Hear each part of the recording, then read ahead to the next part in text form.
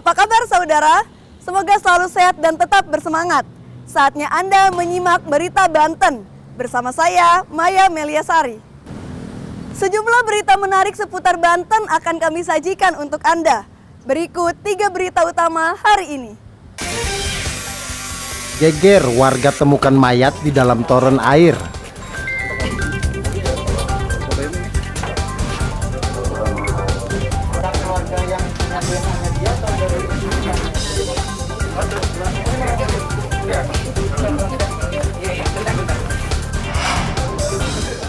Miliki 70 kg sabu-sabu, caleg terpilih DPRK Aceh Tamiang ditangkap.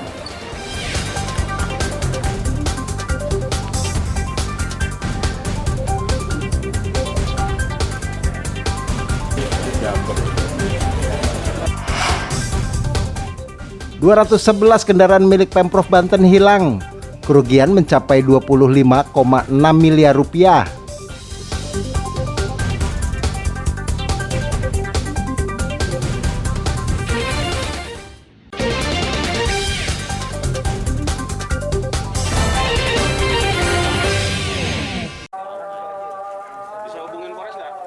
Warga yang tinggal di Gang Sawah, Kecamatan Pondok Aren, Tangerang Selatan digegerkan penemuan mayat dalam toren air milik salah satu warga. Keberadaan mayat pertama kali diketahui oleh pemilik rumah yang merasa curiga dengan kondisi air di kamar mandi yang tiba-tiba keruh, berbusa, dan mengeluarkan bau busuk. Pemilik rumah pun memutuskan untuk memeriksa toren air yang berada di belakang rumah. Sang pemilik rumah kaget karena saat membuka tutup toren, melihat sesosok mayat berada di dalam dengan kondisi terlengkup. Temuan ini pun segera dilaporkan ke pihak kepolisian. Polisi dibantu petugas BPBD dan warga berusaha mengevakuasi jenazah dari ketinggian. Petugas harus memotong besi tempat penampungan air, serta tabung toren untuk bisa mengeluarkan mayat. Dari hasil penyelidikan sementara, mayat berjenis kelamin laki-laki, usia sekitar 20 tahun, diduga tewas akibat kehabisan nafas saat berada di dalam toren. Petugas juga tidak menemukan adanya bekas tanda-tanda kekerasan pada tubuh korban. Diduga mayat sudah lebih dari 1 hari karena kondisinya sudah membengkak dan membusuk. Jadi kita keluarkan jenazah dalam toren tersebut dan kita gergaji atasnya biar bisa mengeluarkan jenazah. Selanjutnya jenazah kita keluarkan,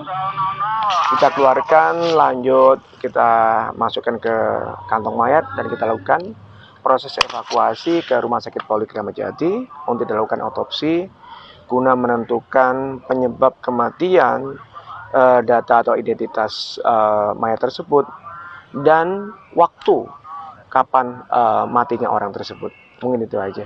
Pak, terkait dengan jenis kelamin Pak dan dugaan sementara Pak penyebab kematian apa Pak? Kami duga untuk sementara berjenis kelamin laki-laki. Kami sementara bahwa yang bersangkutan kehabisan napas di dalam ataupun pingsan pada saat di dalam toren itu aja. Pak, dari pemeriksaan sementara di lokasi Pak ya, apa ditemukan luka Pak di tubuh korban? Tidak ada, sementara tidak ada.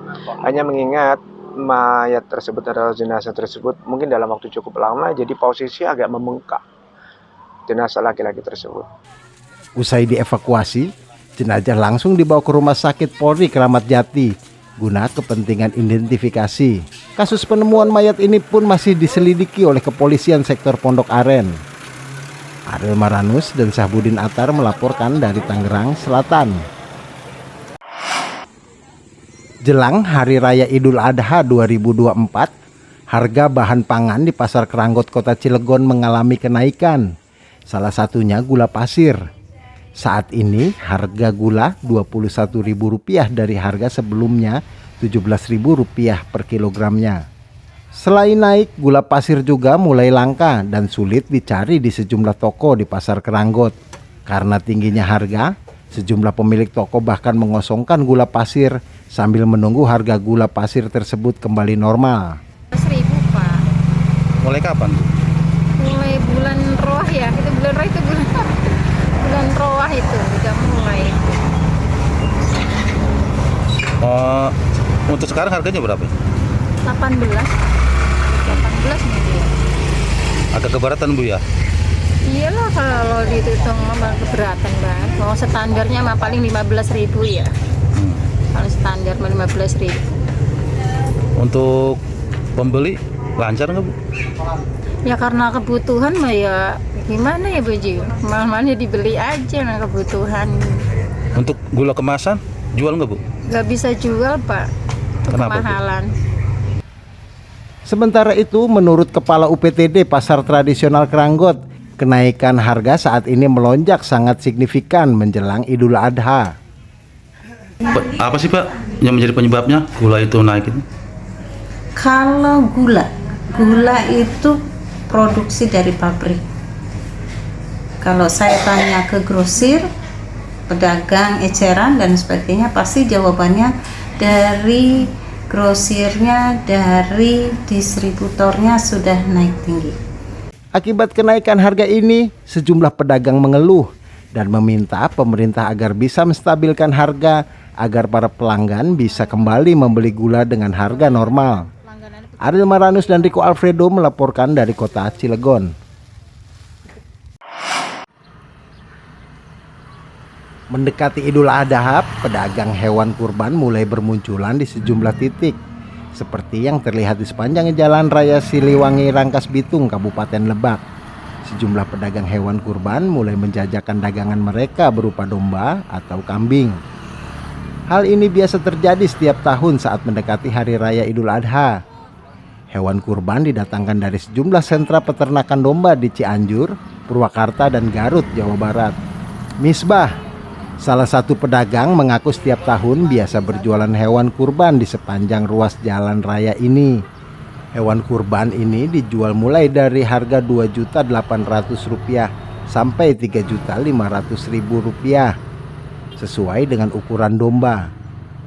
Kita rutin jualan setahun sekali tiap Idul Adha. Tapi kalau seandainya ada yang pesanan untuk akikah, tiap hari juga melayani, tapi di rumah. Oh gitu. Tidak di jalan. Oh jadi di rumah juga ada? Ada di rumah. Jadi kalau di sini hanya tahunan aja di sini? Hanya tahunan. Kalau di pinggir jalan kita nampilin cuma 15 ekor paling banyak. Oh gitu. Tapi kalau di rumah ada? Kalau di rumah kita punya lebih daripada 50 ekor. Oh gitu. Selain kambing apa juga ya Kang? Ada sapi, kerbau. Oh gitu. Itu yang di rumah ya? Yang di rumah.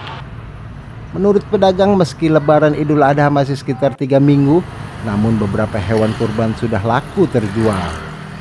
Di Cianjur, Oh gitu. ke Rangkas Bitung kirim.